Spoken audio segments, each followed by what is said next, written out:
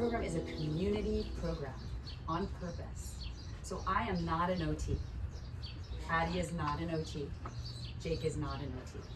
There is an OT who came through USC's doctoral program, and her name is Etta Yanakone, and she has a private practice here called Interwoven, which is animal-assisted occupational therapy. I encourage you to be in touch with her. She wanted to be here, and a family important event has prevented her from being able to be here. So just know she is a resource. So you may have more OT-like questions. I will try to answer them and point you in the right direction, but she would like to be in contact by email, or you can always ask me your question and I'll pass it on to her. I know you have my contact info, and it's easy on our website. Email Jackie, just click a button, okay? So just know that, but it's nice for you to know that in terms of OT, we're based on OT, right? We're based on the belief that these students coming and learning a real skill of taking care of animals will help them take care of themselves. And that is rooted in OT. But even more importantly, we are really influenced by those founding papers in occupational therapy about the mental health benefits of having access to purposeful work, right? Being able to, that is, I mean, it makes me cry. That is the heart of the ranch, is that you do not feel okay if you cannot do something with your life that has purpose. That is how you feel okay about being alive. So most of our program is talking about how we're feeling. How are we feeling coming into doing this work today? How are we feeling thinking about doing the work? How are we feeling as we're doing the work? And how are we feeling after we do the work? And it is remarkable how people come in. I mean, Addie had a student, again, this can make me cry, on Monday, who could not get out of the car. She was completely emotionally shut down. Addie grabbed a chicken, came out to the car. The mom left and came to our respite garden for parents, where she just had a little time alone. And Addie sat and did half of the session in the car with the chicken.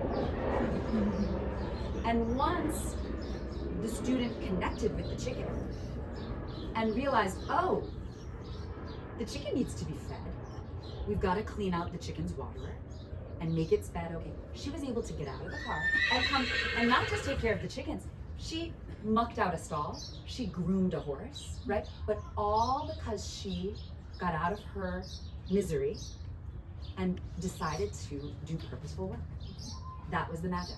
And then as she did it, she was able to open up a little bit about what a hard day it's been. That's what we do.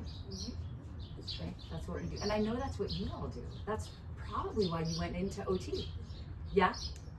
To make that connection and help people who've had a stroke and they can't even put their socks on.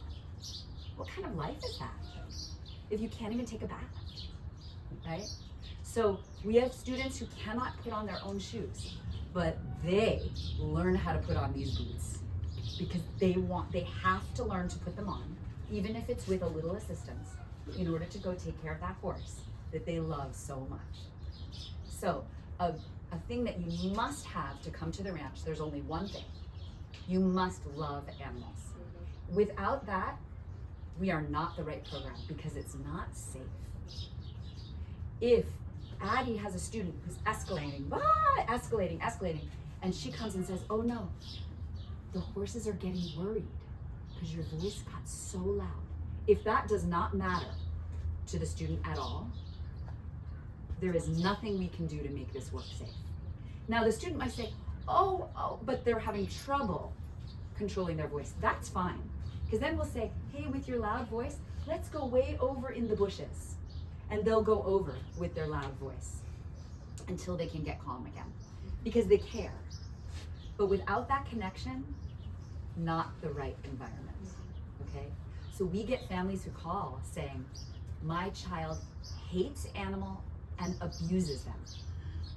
Now we know that that's probably out of fear. And do you know what I do? I refer them to an OT who came out of USC, who does really intensive animal explorations, but so controlled, and not with prey animals. It's with the dog.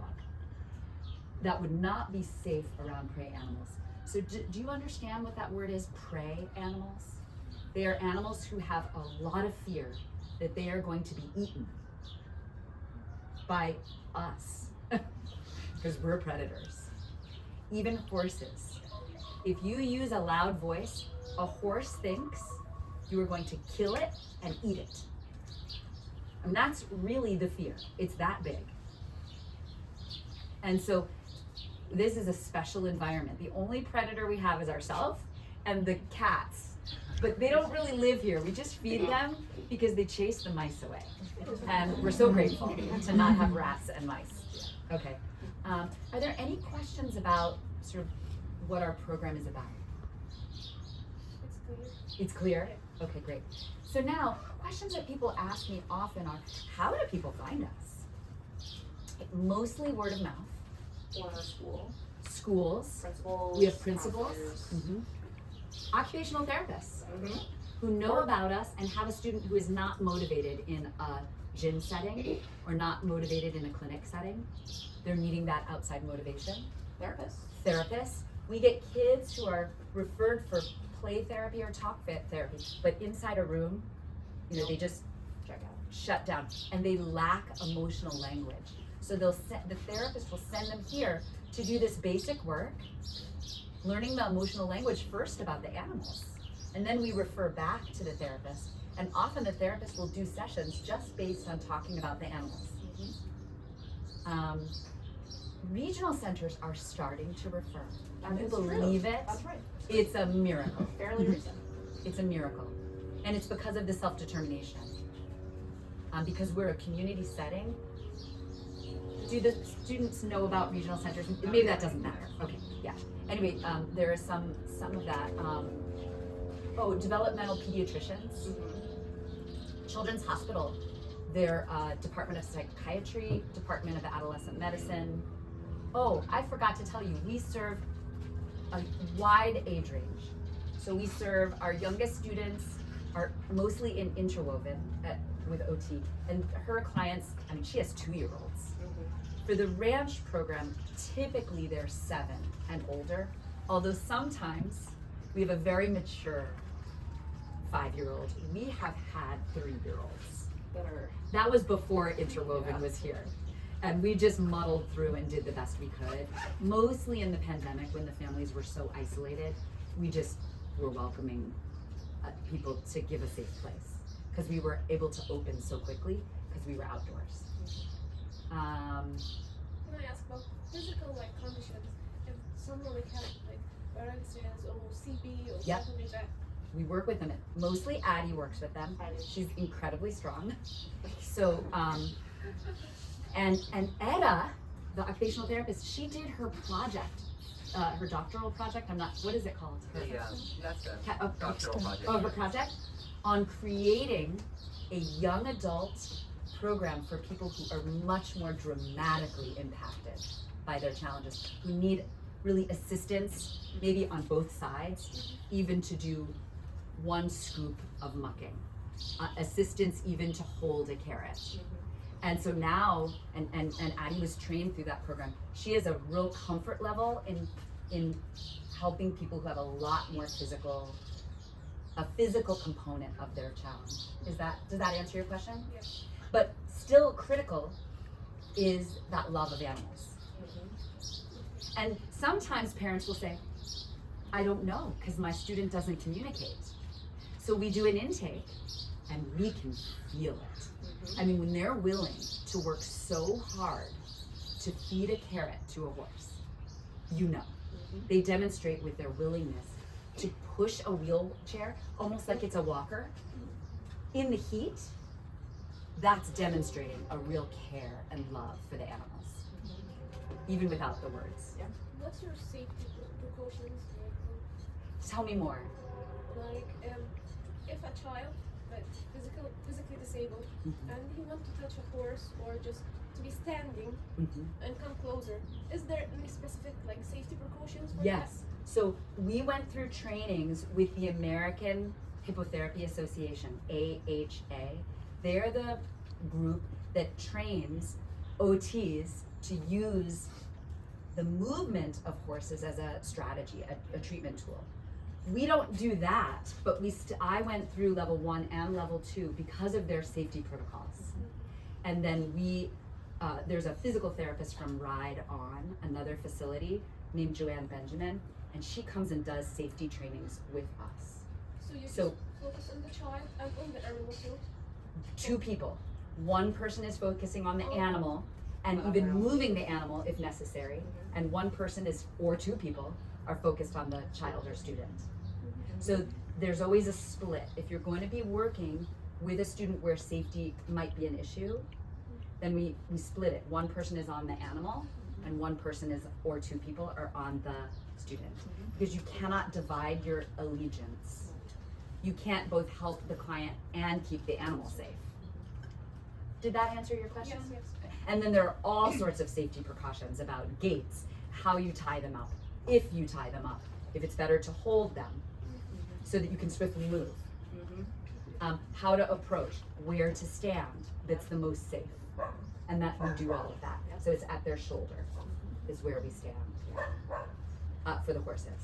So, and you give these instructions like for the children? Like you can stand Yeah. behind the horse? We talk about the safety zone. Yeah. And we don't explain it in terms of them getting hurt because that makes them anxious. Okay, so how we explain it is, this is the emotions of the horse. And it's very much, we didn't base it on the zones of regulation. I think we were doing it maybe at the same time.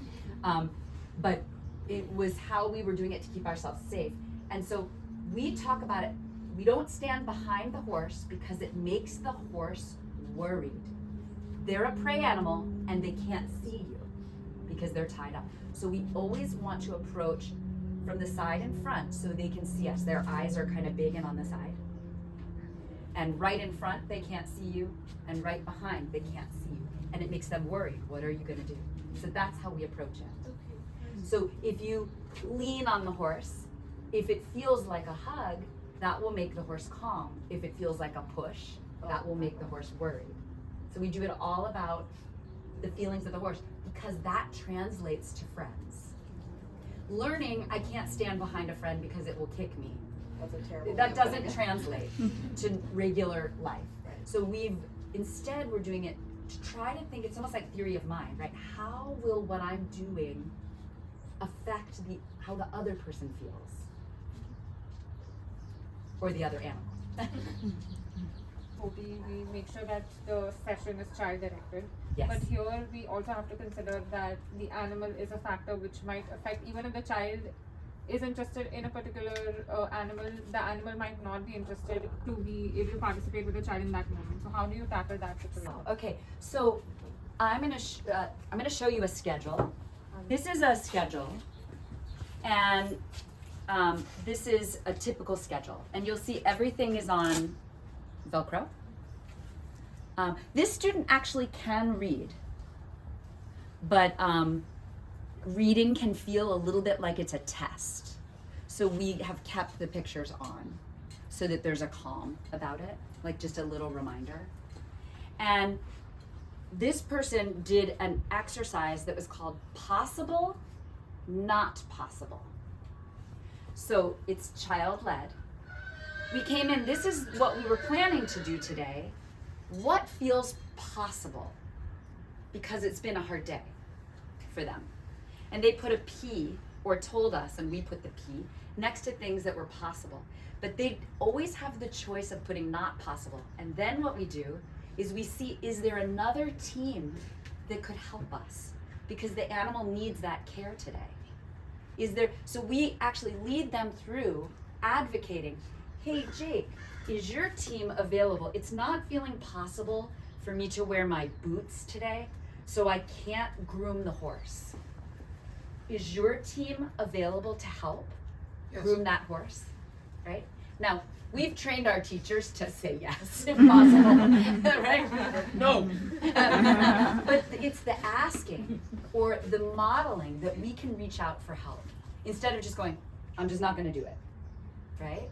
To say, well, we're a community and we help each other.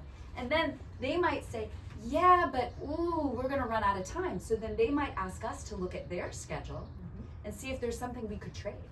Maybe they were going to take care of the rabbits also, and we're not wearing boots, so we can't take care of horses. Horses require a helmet and boots. Chickens and rabbits, just dress like that, okay? So does that answer? Yeah. So it's child-led in terms of communication, but recognizing that we're a team, because you've hit on really the important thing is, it would be unsafe for us to require them to do something. And that is 100% true. We have days where the only thing that's possible, I'll show you, we even have an icon for it, is swinging in the hammock I was just gonna say. and talking about feelings. That was the only thing. And everything else, except for goodbye, is not possible.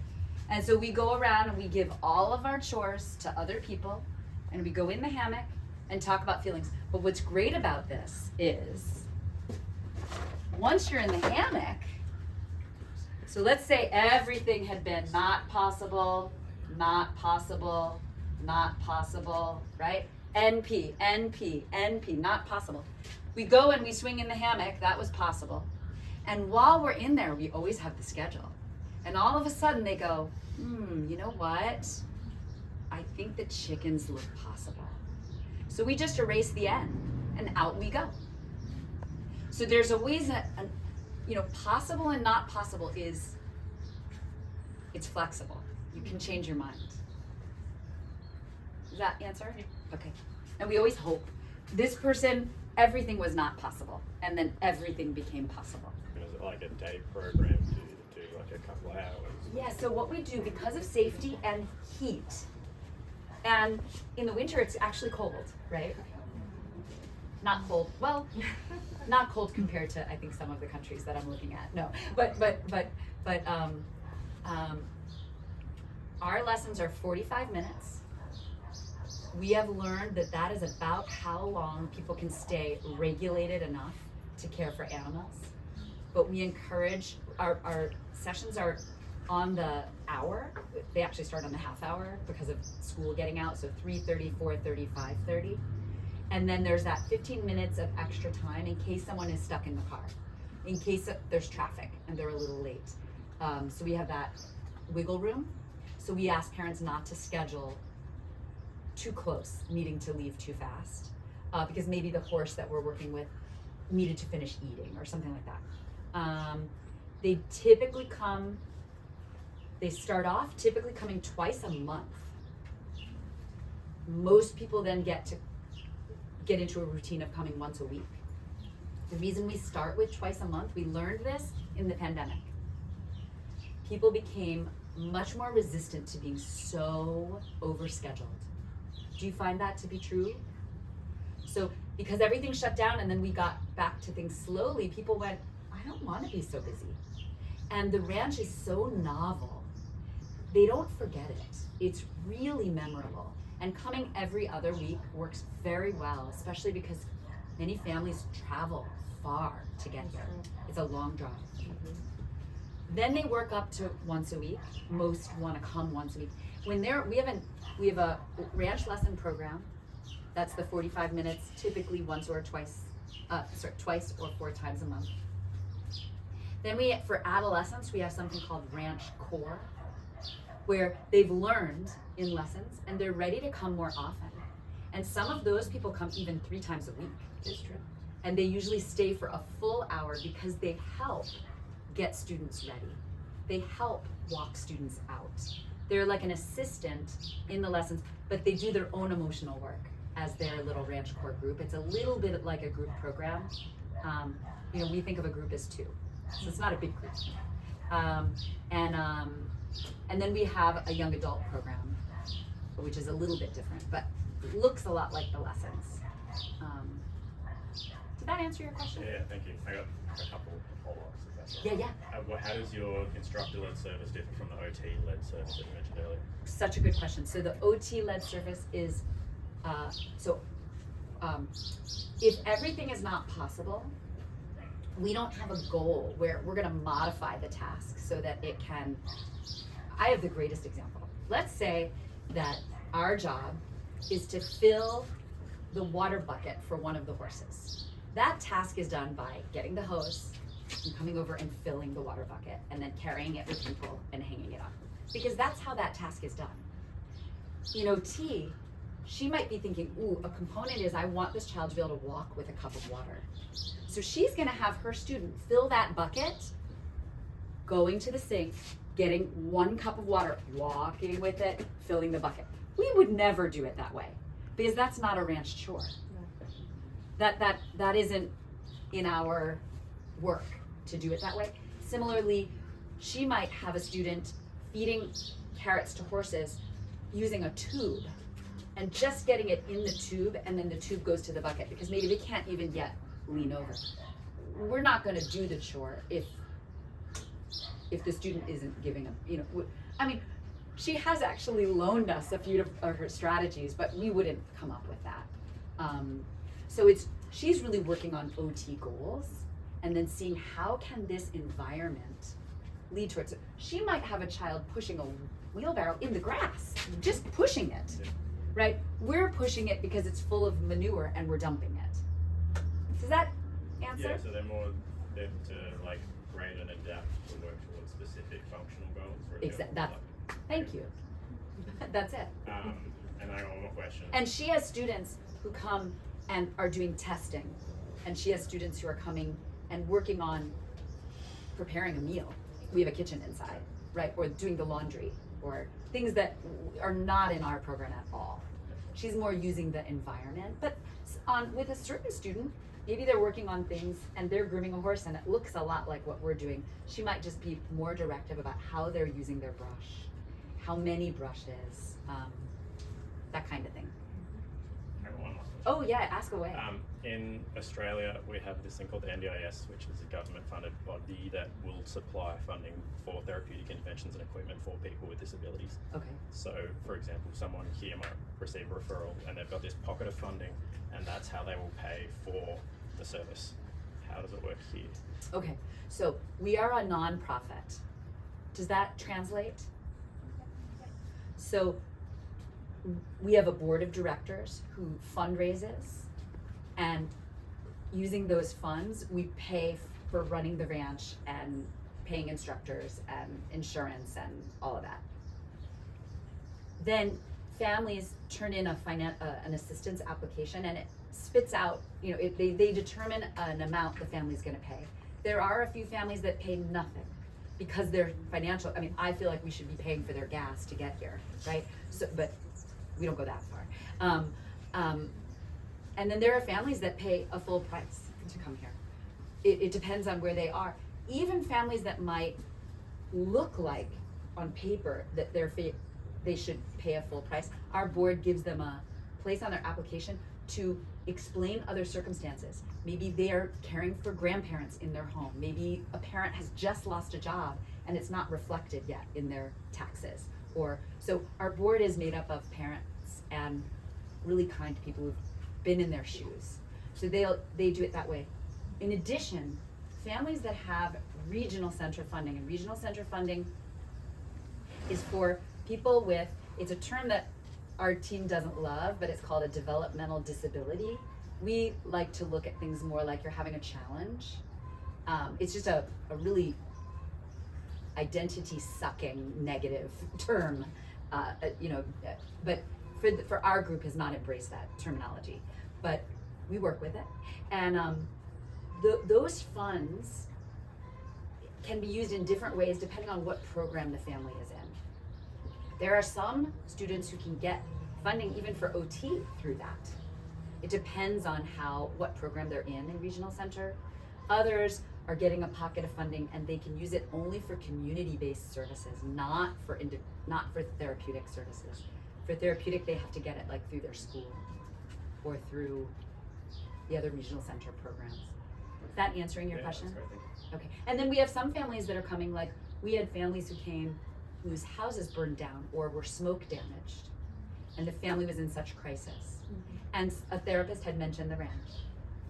Now those families don't have any special funding. Their kids don't have necessarily a learning challenge or a developmental challenge. So there's no pocket of funding for them. But they just put in an application, and our community was really welcoming for them. So it's not always, like when Children's Hospital refers, some of those students are being referred because they've been through a huge health crisis or in an ongoing health crisis, which is causing a lot of emotional ups and downs. So it might not be a developmental challenge, so they wouldn't have that regional center funding. Insurance, health insurance does not cover a community-based program like ours because we are not therapy. Even would it cover the OT service? It might, depending on their insurance. And it does have many clients whose insurance covers, which is so wonderful. So we have a young adult now in the young adult program with Addie. He comes once a month. He started as a, Was he a little boy or? he was maybe 12. Yeah, 12. He loved animals, did not speak. He has autism. And he would want to touch the horse's eyeballs. He was just fascinated with them. And so we would use the meter, right? And talk about how that made the animal very worried. Sometimes we'd have to have hand over hand, right? He could not tolerate the smell of manure or urine. I mean, gagging, visibly gagging, right? Through working slowly. We would put piles of manure in there, right? So he could do it and it doesn't smell because it's moved further away and it was kind of dry. So working slowly. His language, oh my gosh, his language. It's exploded. It's exploded. He now works in a group with Addie on Mondays. He leads social games called Would You Rather? Like, would you rather go and get a hamburger or go and get some pizza? And he draws a picture of the two choices, like an artist, real fast, and holds them up for everyone. And he wants everyone to participate. And his self-advocating has changed so much. His parents shared that he's now in an adult day program. He advocated for how many days a week he wanted to go and the hours. He advocated for himself and to not go on Mondays because he wanted to come here on Mondays to keep his schedule. So that would be a story, but it was scary. I was afraid when he was poking the horse. And you know, that is a lot when a student scares even me, because I'm pretty calm. And he was already pretty big, right? So but we would talk to him about how much the horse loved him and just try to redirect his hand to brushing her or it's been such a success story. His parents really credit that connection that he made with the animals to a huge change in his life. He also helps other students with tasks too. Oh my gosh, talk about the date. So there's another student who still kind of struggles with numbers and spelling. So the student, he will first fill out his login sheet and then he'll say, okay, here's the date. Today's date is this, and this, and then make sure you sign your name. It's just amazing. So, and that's really what our program is about, is our students helping other students, right? And we're trying to step back and to watch that process of them really, being a full member of their own lives. Mm-hmm. But we are in the middle of the city. So the riding, we learned that the kids, it's very hard to care about the animal if you're wanting the animal to give you a ride. That, it just doesn't translate well to interpersonal relations. So what would happen is, if a kid came in and was supposed to ride that horse, but she wasn't feeling well, and we said, oh, today's gonna be an animal caretaking day. And we'd have the parent coming in and saying, oh, well, can't they just ride a different horse? And the kid going, I want to ride that one, right? We couldn't keep the focus on the animal. Right. Or or vice versa. yeah.